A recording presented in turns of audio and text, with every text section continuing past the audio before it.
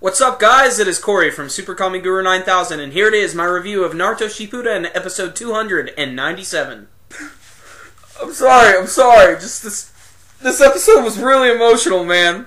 No, this was a really great episode. This was the Gaara episode, and this is where we go back to the war where things are really starting to pick up. We got all these dead Kages who are getting ready to throw down with Gaara, Inoki, and their entire group right behind them. But before they do that, the anime has to remind us who the hell Gaara is, so they give us some flashbacks for the first half of the episode. So let's just skim right past that. In all fairness, most of the episode really is a flashback, but there are some new flashbacks, some things that we've actually never seen before, and we get a little bit of revelations about some of the things that happened in Gaara's past.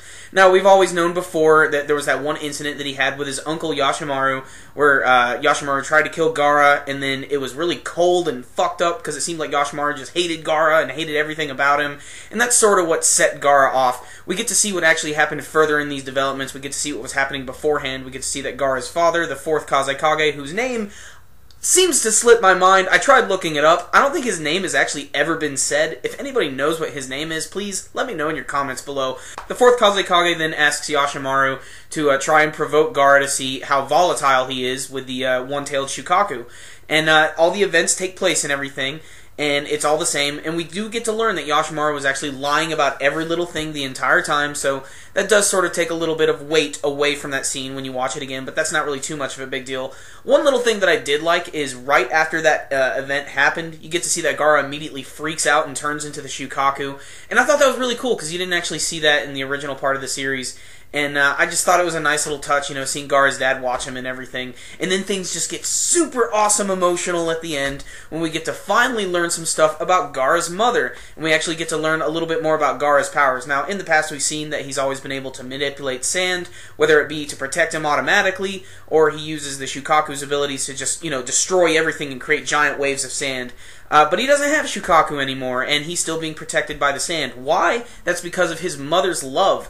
They don't really fully explain it, but apparently when his mother died when giving birth, she somehow put her will into the sand, so to speak, and is able to protect Gaara. And all of a sudden in this episode, which is a nice artistic touch, when Gaara is using his sand abilities and wrapping up all these people, it takes the form of his mother, and I just thought that was really cool looking, especially when it's the really big one that's actually surrounded all the way around Gaara. It's a really, really impacting moment with the way the music is used and everything, and this is when we get that big emotional scene where we get to see that Gaara's father finally realizes that Gaara has surpassed him, he's become everything he's wanted him to be, he doesn't fear him anymore. Then Gaara gets all emotional at the end, and he's like, "Dad, you gave me the medicine of love, man." And it's just, you know, it's really nice, it's really handled well. This is an interesting episode because it was mostly set up for the battle that's getting ready to happen. And, you know, it was great. You know, the flashbacks, like I said, at the first half of the episode, they really didn't need to be there. But then again, this is stuff that we have not seen for years. So for, I guess, people who are kind of new to it, I guess it's kind of necessary. But then again, this is a Shonen Jump anime. So, you know, they gotta have some flashbacks in there. Like I said, I really liked the Shukaku moment a lot.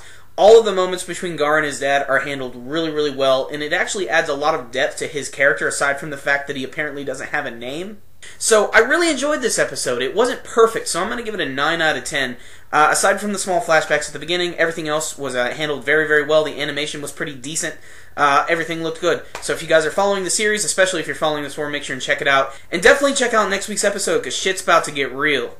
So now that we've popped the lid off of Gaara's past again, how did you guys feel about this week's episode? You can let me know with your comments below. Remember guys, as always, make sure and hit that like button down below and give us a thumbs up. We really, really appreciate it, and it helps these videos out a lot. If you want to support SuperKamiGuru9000, that is the best way to do it. And to subscribe, of course. So, that concludes this review today. SuperKamiGuru9000, out.